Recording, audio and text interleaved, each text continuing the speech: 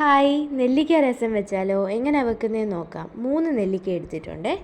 അത് മിക്സിയുടെ ജാറിനകത്തോട്ട് അരിഞ്ഞിട്ട് കൊടുക്കുന്നുണ്ട്. ചെറിയ സ്പൂണിന് കുരുമുളക് പൊടി, ഇച്ചിരി ഏറെ കുരുമുളക് പൊടി ഇടണേ. എന്നിട്ട് ശകലം മഞ്ഞൾപ്പൊടി ഇട്ട് കൊടുക്കുന്നുണ്ട്. അതിനകത്തോട്ട് കായപ്പൊടിയും ഒരു പച്ചമുളകും ഇച്ചിരി കറിവേപ്പിലയും ഒന്ന് ചതച്ചെടുക്കുന്നുണ്ട്. ഒരു പിടി പരിപ്പ് ഒരു 4-5 വിസിൽ കേൾപ്പിച്ച് സാമ്പാർ പരിപ്പാണ് എടുത്തിട്ടുണ്ട്. അത് നല്ല വെന്തുടഞ്ഞിട്ടുണ്ട്. അതിനകത്തോട്ട് നമ്മൾ ഈ ചതച്ച് വെച്ച് നെല്ലിക്കയുടെ ആ അരപ്പ് ചേർത്ത് കൊടുത്ത് ആവശ്യത്തിന് വെള്ളവും കൂടെ ചേർത്ത് കൊടുക്കണം.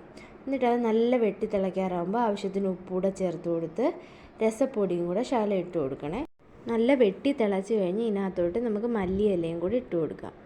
എന്നിട്ട് താളിക്കാൻ വേണ്ടിയിട്ട് വെളിച്ചെണ്ണയ്ക്കകത്തോട്ട് കടുകും ജീരകവും അത് നല്ല പൊട്ടി വന്നു കഴിഞ്ഞ് ഞാൻ ശകലം കായപ്പൊടി ഇട്ട് കൊടുക്കുന്നുണ്ട്. എന്നിട്ട് വറ്റലി മുളകും കറിവേപ്പിലയും ഇട്ട് നല്ലപോലെ ഒന്ന് വാടിക്കഴിയുമ്പോൾ ശകലം മുളക് പൊടി ഇട്ട് അതുകൂടെ ഒന്ന് വാട്ടിയിട്ട് ആ മിക്സ് ഇതിനകത്തോട്ട് ഇട്ട് കൊടുക്കുന്നുണ്ട് കേട്ടോ.